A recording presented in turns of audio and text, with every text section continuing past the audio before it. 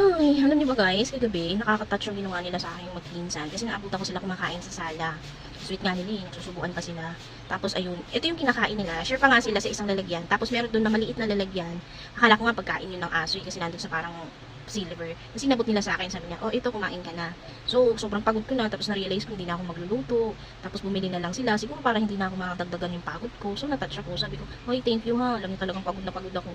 Sabi niya, oh sige na, kumain ka na, doon ka na kumain sa kusina, dito na lang kami sa sala. So, ayun, pumunta na nga ako sa sala. Tapos, hindi ko pa kasi nakikita kung inabot nila eh. Tapos, pagbukas ko nung parang takip, nakita ko baka. Eh, hindi ako kumakain ng baka, mga kumari ko.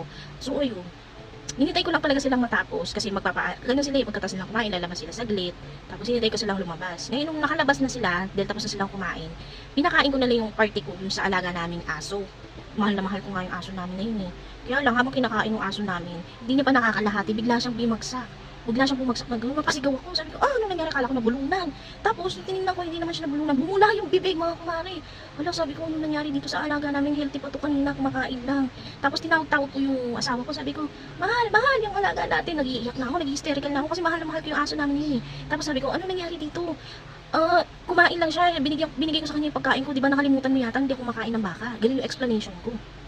Tapos, tinignan niya yung aso, bumubula nga yung bibig. Tapos, yung pagkakita niya, ayun, hindi ko alam kung bakit siya nagalit, pero binato niya sa akin yung bowl ng ganyan, binato niya sa akin kaya ganito yung itsura ko. Sabi niya, napakawalang utang na loob mo talaga, bakit hindi mo kinain yung pagkain at pinakain mo pa talaga dito sa alaga natin. Yun yung sabi niya sa akin, mga naiintindihan ko siya kasi mahal na mahal nga namin yung alaga naming aso na yun. Grabe namin alagaan talaga yun, binibilang pa namin ng pagkain niya, tsaka vitamins niya yun. Tapos pinapavet namin. Siguro sa sobrang galit niya, ayun, nabato niya sa akin yung parang mangkok tumama dito sa mukha ko. Hindi ko na ininday yung sakit kasi nga mas masakit nakikita ko nangingisay na yung aso namin. Tapos ayun, at dali-dali silang umalis, iniwan nila ako doon, iyak lang ako ng iyak. Tapos sabi ko, na paano kaya yun? Hindi ko naman maisip na may sakit yun. Pero bakit kaya bumula yung bibig niya doon sa pagkain na dinamot sa akin ng mister ko? Ay, meron ko sa pagkain yun. Kawawa tuloy yung aso namin.